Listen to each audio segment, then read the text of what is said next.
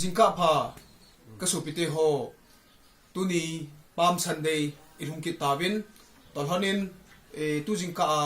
la ka hin sa bom piding ta sal hagawa ka upa vi Mangboi amahi in het kha diwa hin pakai nikho chu koiman helou ti la kasa asim pa ko hin ke pam ten da zong aginin hita hon chun la he hin sa ho do hon ni Salem phaichama la kisa tila he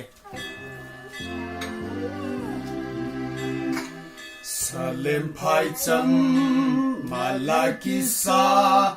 ogin lagaw ho khu koi hevam Zion hanga khu kisam o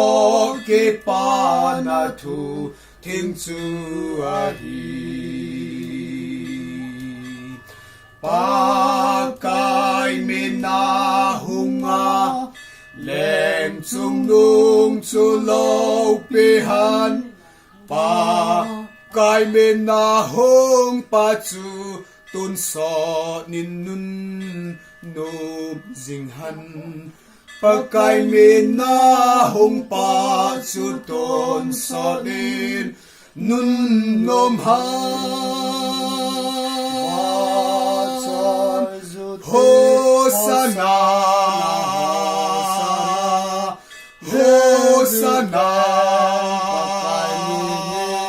Hosanna Hosanna Hosanna Hosanna Hosanna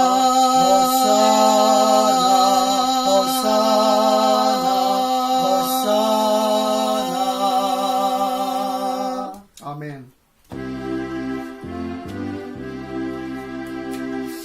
Divinity kipa tam lem chung nung chu lem chung nung minin Hosanna tin ei ho zo sin ba cha yu tin pakai mina hunga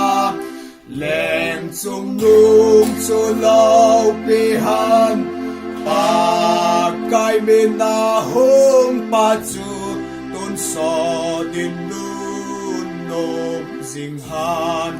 pakai mina hung pa chu ton so din nun nom han Hosanna Hosanna Hosanna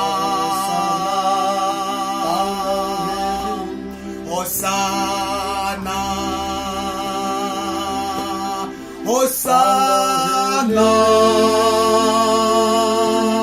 Hosanna Hosanna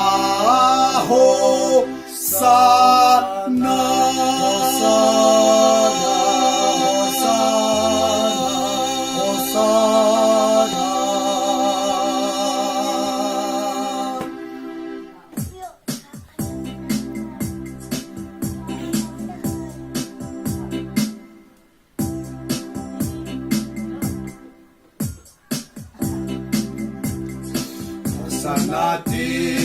Hosanna tin David sa palem chung nong minin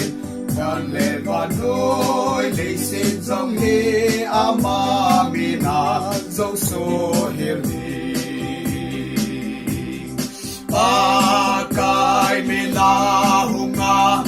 leng chung nung chu lau pihan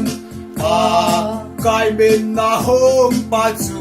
kun so din nun nom jing han pakai mina hung pa chu ton so din nun nom han Hosanna Hosanna